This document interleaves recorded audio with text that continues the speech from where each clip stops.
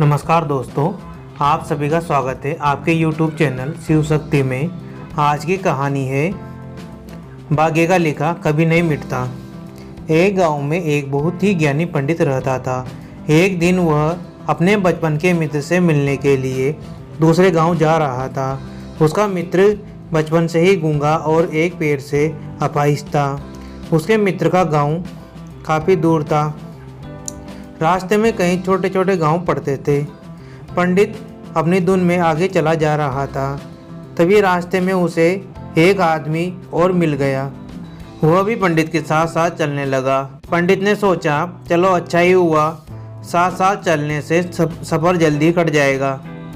चलते चलते पंडित ने उस आदमी से उसका नाम पूछा तो उस आदमी ने अपना नाम महाकाल बताया। पंडित को यह नाम थोड़ा अजीब सा लगा, पर पंडित ने नाम के विषय में कुछ पूछना उचित नहीं समझा। दोनों धीरे धीरे साथ में चल ही रहे थे। तभी रास्ते में एक गांव आया तो महाकाल ने पंडित से कहा, तुम आगे चलो, मुझे इस गांव में एक संदेशा देना है, मैं तुमसे आगे मिलता हूँ। पंडित ने कहा, ठीक है, और वह आगे की ओर चल दिया। तभी गांव में खबर फैली कि एक व्यक्ति को बेसे ने मार दिया है। जैसे ही बेसे ने उस व्यक्ति को मारा, ठीक थोड़ी ही देर में महाकाल वापस आ गया। फिर चलते चलते दोनों एक दूसरे गांव के बाहर पहुंचते हैं। यहाँ पर एक छोटा सा मंदिर बना था और ठहरने की व्यवस्था भी अच्छी लग रही थी। पंडित के मित्र का गांव भी वहाँ से अभी काफ़ी दूर था और रात्रि भी होने वाली थी। तो पंडित ने महाकाल से कहा, रात्रि होने वाली है, पूरा दिन चलते चलते थकान भी लग रही है और भूख भी लगी है, हम यहीं भोजन करके आराम कर लेते हैं, कल सुबह आराम से आगे का सफ़र करेंगे। महाकाल ने कहा, ठीक है, मुझे इस गांव में किसी को कोई ज़रूरी सामान देना है, तुम खाना खाकर आराम करो, मैं बाद में आकर खा लूँगा। इतना कहकर वह वहाँ से चला गया। लेकिन उसके जाते ही कुछ देर बाद उस गांव में धुआं उड़ता दिखाई दिया और देखते ही देखते पूरे गांव में आग लग गई। पंडित ने आश्चर्य से सोचा कि यह महाकाल जहाँ भी जाता है वहाँ किसी न किसी तरह की हानि जरूर हो जाती है, कुछ तो गड़बड़ है। लेकिन पंडित ने रात्रि में महाकाल से इस बात का कोई जिक्र नहीं किया। सुबह दोनों ने फिर अपने गंतव्य की ओर चलना प्रारंभ कर दिया। कुछ ही देर में फिर एक गांव आया तो महाकाल ने फिर पंडित से कहा, आप आगे चलते जाइए, मैं कुछ देर में आपको मिलता हूँ, मुझे इस गांव में भी कुछ ज़रूरी काम है, मैं काम करके आपसे आगे मिलता हूँ। यह कहकर महाकाल जाने लगा। लेकिन इस बार पंडित आगे नहीं बढ़ा, बल्कि वहीं खड़ा होकर महाकाल को देखता रहा कि अब वो कहाँ जाता है और क्या करता है। तभी लोगों की आवाज़ें सुनाई देने लगी कि किसी व्यक्ति को सांप ने काट लिया है और वह मर गया है। ठीक उसी समय महाकाल फिर से पंडित के पास पहुंच गया। लेकिन इस बार पंडित को सहन नहीं हुआ। उसने महाकाल से पूछ ही लिया कि तुम जिस गांव में जाते हो वहाँ कोई ना कोई नुकसान ज़रूर हो जाता है, क्या तुम मुझे बता सकते हो ऐसा क्यों हो रहा है? तो महाकाल ने जवाब दिया, पंडित जी, आप तो मुझे बहुत बड़े ज्ञानी मालूम पड़े थे, इसलिए मैं आपके साथ चलने लगा था, क्योंकि ज्ञानियों का संग बहुत अच्छा होता है, परंतु आप अभी तक समझ नहीं पाए कि मैं कौन हूँ। पंडित ने कहा, मैं समझ गया हूँ, लेकिन मुझे कुछ शंका है, अगर आप ही अपना उपयुक्त परिचय दे दे तो मुझे शंका नहीं होगी। महाकाल ने जवाब दिया, मैं यमदूत हूँ और यमराज की आज्ञा से उन लोगों के प्राण हरण करता हूँ जिनकी आयु पूर्ण हो चुकी है। हालांकि पंडित को पहले से ही इस बात की शंका थी, फिर भी महाकाल के मुंह से सुनकर पंडित घबरा गया। लेकिन फिर से हिम्मत करके पूछा, अगर ऐसी ही बात है और तुम सचमुच यमदूत हो तो बताओ अगली मृत्यु किसकी है? यमदूत ने जवाब दिया, अगली मृत्यु तुम्हारे उसी मित्र की है जिससे तुम मिलने जा रहे हो। और उसकी मृत्यु का कारण भी तुम ही बनोगे। यह बात सुनकर पंडित सहम सा गया। पंडित सोच में पड़ गया कि यदि वास्तव में यह यमदूत हुआ तो उसकी बात भी सही होगी। मेरे कारण मेरे बचपन के सबसे अच्छे मित्र की मृत्यु हो जाएगी। इसलिए अच्छा यही होगा कि मैं अपने मित्र से मिलने ही ना जाऊं। कम से कम मैं तो उसकी मृत्यु का कारण नहीं बनूंगा। महाकाल ने कहा, तुम जो सोच रहे हो वह सब मुझे पता है, मगर तुम्हारे अपने मित्र से मिलने ना जाने से नियति नहीं बदल जाएगी। तुम्हारे मित्र की मृत्यु निश्चित है और वह अगले कुछ ही क्षणों में घटित होने वाली है। महाकाल के मुंह से ऐसी बातें सुनकर पंडित को झटका सा लगा, क्योंकि महाकाल ने उसके मन की बात जान ली थी, जो कि एक साधारण व्यक्ति के लिए संभव नहीं है। अब तो पंडित को विश्वास हो गया कि यह महाकाल सचमुच में ही यमदूत है। वह अपने मित्र की मृत्यु के कारण न बने,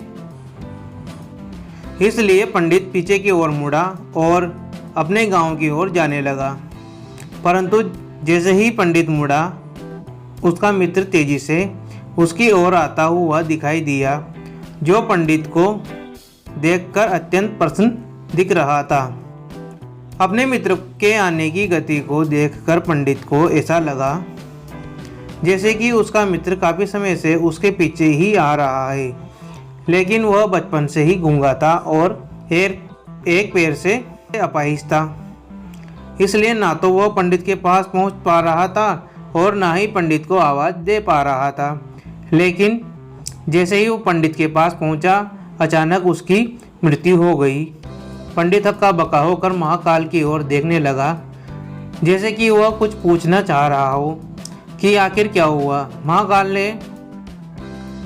पंडित के मन की बात समझ गया और बोला, तुम्हारा मित्र पिछले गांव से तुम्हारे पीछे पीछे आ रहा था, लेकिन वह अपाहिज और गूंगा होने की वजह से तुम तक नहीं पहुंच सका। उसने अपनी संपूर्ण ताकत लगाकर तुम तक पहुंचने की कोशिश की, लेकिन बुढ़ापे में बचपन जैसी ताकत नहीं होती, इसलिए हृदय आघात के कारण तुम्हारे मित्र की मृत्यु हो गई।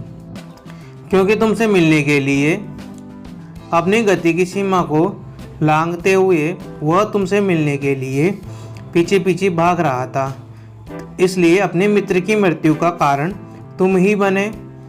अब पंडित को विश्वास हो चुका था कि सचमुच यह महाकाल एक यमदूत है और उसका कार्य जीवों के प्राणों को हरना है।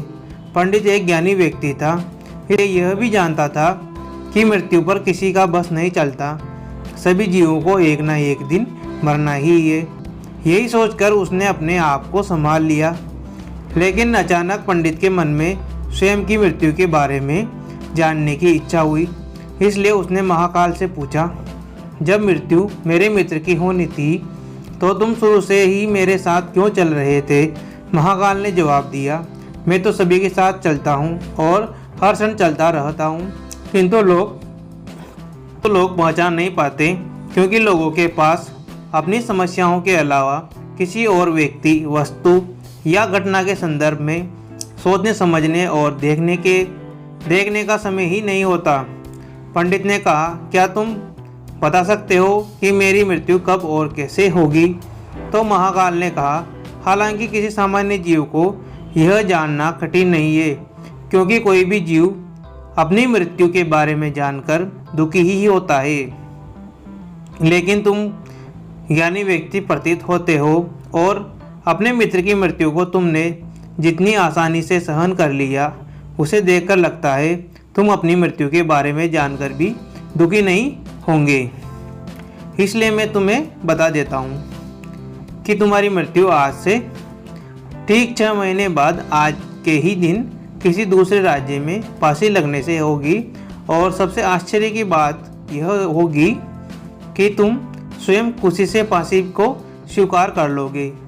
इतना कहकर महाकाल जाने लगा, क्योंकि महाकाल का पंडित के साथ चलते रहने का अब कोई कारण नहीं था। पंडित भी अपने मित्र की यथाशक्ति कर्मकांड करके अपने गांव चला गया। लेकिन कोई व्यक्ति कितना भी ज्ञानी क्यों ना हो, अपनी मृत्यु की बात सुनकर दुखी तो होता ही है। और मृत्यु से बचने के लिए कुछ ना कुछ करता ही है। तो पंडित ने भी किया। पंडित विद्वान था, इसलिए उसकी ख्याति उस राज्य के राजा तक थी। उस पंडित ने सोचा कि राजा के पास तो कई ज्ञानी मंत्री है, वे मेरी मृत्यु से संबंधित समस्या का कोई ना कोई हल निकाल ही लेंगे। पंडित यह सोचते हुए राज दरबार में पहुंच जाता है और उसने वहां जाकर राजा को सारा वृत्तांत सुनाया। राजा ने यह बात अपने मंत्रियों को बताई और उनसे सलाह मांगी। अंत में सभी ने विचार विमर्श करके कहा कि अगर पंडित की बात सही है तो यह तो निश्चित है कि उसकी मृत्यु 6 महीने के बाद ही होगी। लेकिन मृत्यु तब होगी जब वह दूसरे राज्य में जाएगा। यदि वह दूसरे राज्य में जाएगा ही नहीं तो मृत्यु भी नहीं होगी। मंत्रियों की यह सलाह राजा को भी ठीक लगी।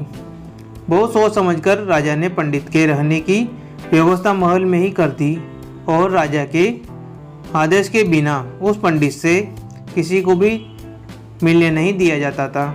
लेकिन पंडित कहीं भी आ जा सकता था ताकि पंडित को यह ना लगे कि वह राजा की कैद में है। परंतु पंडित डर के कारण स्वयं ही कहीं आता जाता नहीं था। धीरे धीरे पंडित की मृत्यु का समय नज़दीक आने लगा और वह भी दिन आ गया जिस दिन पंडित की मृत्यु होने वाली थी। पंडित अपनी मृत्यु को लेकर बहुत चिंतित था, इसलिए उस दिन पंडित डर के मारे जल्दी ही सो गया ताकि जल्दी से वह रात बीत जाए और अगला दिन आ जाए तो मृत्यु टल सके। लेकिन पंडित को स्वयं नींद में चलने की बीमारी थी और इस बीमारी के बारे में वह स्वयं भी नहीं जानता था। अतः राजा के किसी वैद्य को बताने का तो प्रश्न ही नहीं उठता। उसी रात पंडित को नींद में चलने का दौरा पड़ा। वह उठा और जेल से निकलकर अस्तबल में गया। पंडित राजा का खास मेहमान था, इसलिए किसी पहरेदार ने भी उसे नहीं रोका और न ही किसी तरह की पूछताछ की। अस्तबल में पहुंचकर वह सबसे तेज चलने वाले घोड़े की पीठ पर सवार होकर नींद में ही राज्य की सीमा के बाहर दूसरे राज्य में चला गया। इतना ही नहीं, वह दूसरे राज्य के राजमहल में पहुंच गया और उस महल के पहरेदार ने भी उसे नहीं रोका और न ही कोई पूछताछ की। सभी लोग रात्रि के अंतिम पहर होने के कारण नींद में थे और वह पंडित सीधे राजा के शयन कक्ष में पहुंच गया जहां राजा और रानी सो रहे थे। वहां पंडित भी जाकर लेट गया। सुबह हुई तो राजा ने पंडित को रानी के बगल में सोया हुआ देखा, जिससे राजा बहुत क्रोधित हुआ और पंडित को गिरफ्तार कर लिया। पंडित को तो कुछ समझ में ही नहीं आ रहा था कि आखिर दूसरे राज्य में और राजा के शयन कक्ष में वह कैसे पहुंच गया। लेकिन वहां यह सब सुनने वाला कौन था। राजा ने पंडित को दरबार में हाजिर करने का हुक्म दिया। कुछ समय बाद पंडित को दरबार में लाया गया। कुछ समय बाद राजा का दरबार लगा, जहां राजा ने पंडित को देखा और देखते ही क्रोधित होकर उस पंडित को फांसी पर चढ़ा देने का आदेश सुना दिया।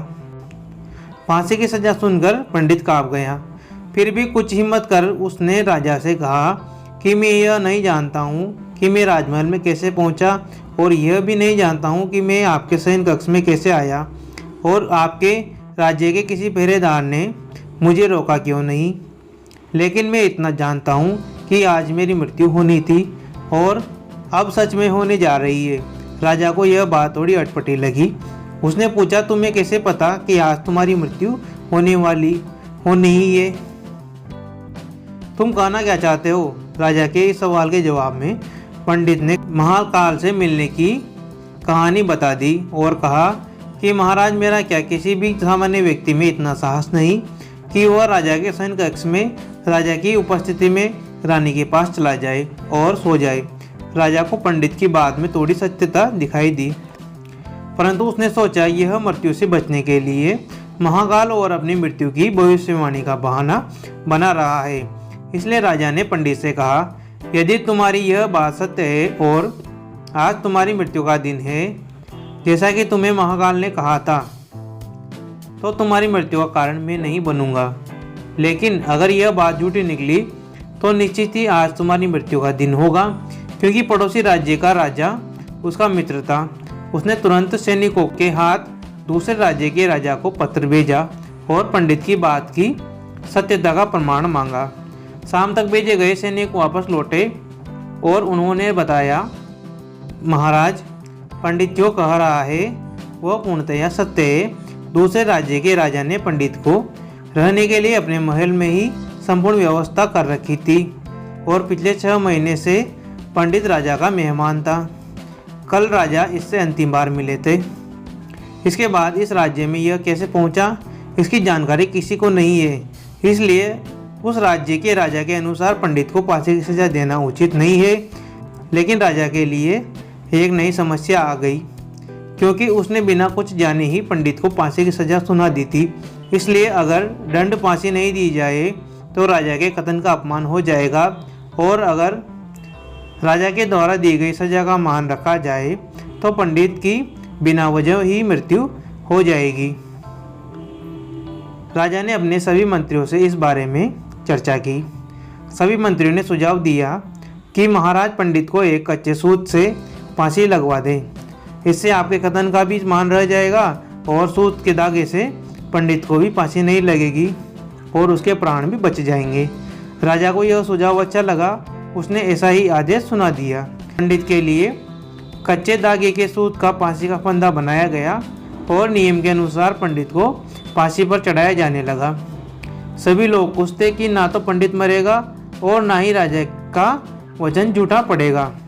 पंडित को भी विश्वास था कि सूत के धागे से तो उसकी मृत्यु हो ही नहीं सकती, इसलिए वह भी खुशी खुशी फांसी पर चढ़ने को तैयार था, जैसा कि महाकाल ने कहा था।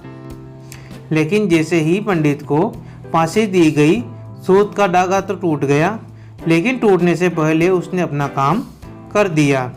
पंडित के गले की नस सूत के धागे से कट चुकी थी और पंडित जमीन पर पड़ा तड़प रहा था। हर धड़कन के साथ उसके गले से खून की फुहार निकल रही थी और देखते ही देखते पंडित का शरीर पूरी तरह से शांत हो गया। सभी लोग आश्चर्यचकित थे, पंडित को मरते देख रहे थे। किसी को विश्वास ही नहीं हो रहा था कि इस कमजोर से धागे से किसी की मृत्यु हो सकती है। लेकिन घटना घट चुकी थी। नियति ने अपना काम कर दिखाया था। जो होना होता है वह होकर ही रहता है। हम चाहे जितनी भी सावधानियां बरतें, जितना भी उपाय कर ले, लेकिन हर घटना और घटना की पूरी प्रणाली पहले से ही तय होती है, जिससे हम थोड़ा सा भी इधर उधर नहीं कर सकते।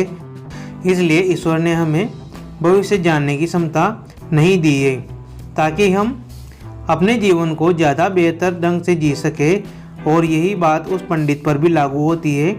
यदि पंडित ने महाकाल से अपनी मृत्यु के बारे में ना पूछा होता तो 6 महीने राजा की कैद में डर डर कर जीने की बजाय ज़्यादा बेहतर जीवन जीता।